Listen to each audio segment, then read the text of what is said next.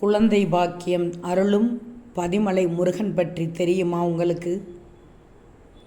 தமிழ்நாட்டில் முருகப்பெருமானுக்கு பல புகழ்பெற்ற மலைக்கோவில்கள் உள்ளது.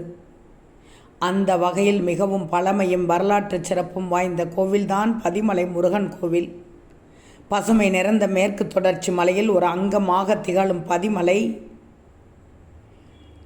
கோயம்புத்தூரிலிருந்து பாலக்காடு செல்லும் வழியில் 20 கிலோமீட்டர் தொலைவில் இந்த குமிட்டிபதி மலைக்கோவில் அமைந்துள்ளது.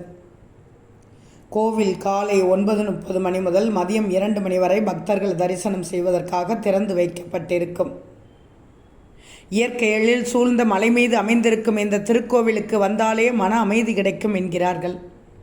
திருமண தடை விலகவும் குழந்தை பாக்கியம் கிடைக்கவும் இங்கு பக்தர்கள் வழிபாடு செய்கிறார்கள். இந்த முருகப்பெருமானை வழிபட்டால் பிடித்தமான வேலை, சொந்த வீடு, யோகம் போன்றவற்றை கிடைக்கும் என்ற பலன் பலர் பக்தர்களிடமிருந்து அனுபவமாக சொல்லப்படுகிறது.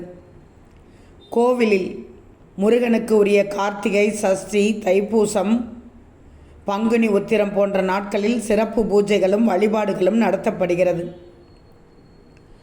ஒவ்வொரு மாதமும் அமாவாசை, பௌர்ணமி பூஜைகளும் அதனைத் தொடர்ந்து அன்னதானமும் நடைபெறுகிறது.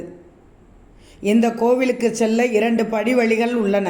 ஒன்று, அந்த காலத்தில் இக்கோவிலுக்கு செல்ல பயன்படுத்தப்பட்ட படிகள் போன்று மலையிலேயே செதுக்கப்பட்ட கரடு முரடான பாதை. மற்றொன்று, தற்போது பக்தர்களின் வசதிக்காக அமைக்கப்பட்ட எளிதாக ஏறி செல்லக்கூடிய படிப்பாதை. இந்த முருகனின் தனிச்சிறப்பே ஒரே ஒரு சன்னதியை கொண்ட கோவில் கருவறையில் முருகப்பெருமான் என்ற திருக்கோலத்தில் காட்சி தருகிறார். அவர் வலது கையில் வேலேந்தி பார்ப்பவர்களை பரவசப்படுத்தும் வகையில் அருள் பாலிக்கிறார். அவருக்கு எதிரே பலிபீடமும் மயில் வாகனமும் காட்சி தருகிறது. கருவறை வாசலின் இடது பக்கம் விநாயகப் பெருமான் வீற்றிருந்து அருள் வழங்குகிறார். இந்த கோவிலின் இடது பக்கத்தில் அன்னை சக்தி தேவி தனி சன்னதியிலிருந்து அருள் பாலிக்கிறார். அவருக்கு எதிரே சிம்ம வாகனமும் நடப்பட்ட சூலங்களும் கொடிமரமும் காட்சி தருகிறது.